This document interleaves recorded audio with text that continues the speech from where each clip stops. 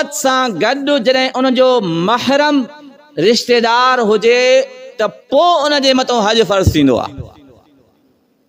महरम रिश्तेदार न आहे, यानी पीउ हुजेसि, भाउ हुजेसि, पुटु हुजेसि, चाचो हुजेसि या मामो हुजेसि,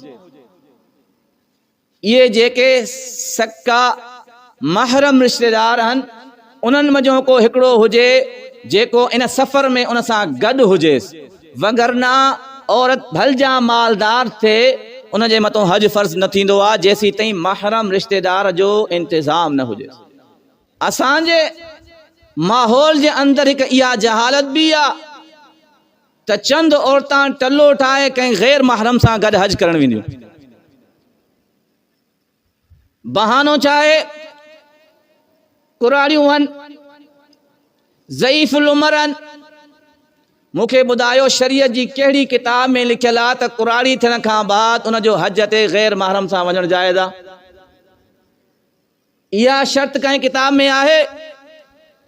शरीयत जो उसूल आहे महरम रिश्तेदार मौजूद आहे त वञी सघे थी, न त उन जे मथां हज फर्ज़ न आहे।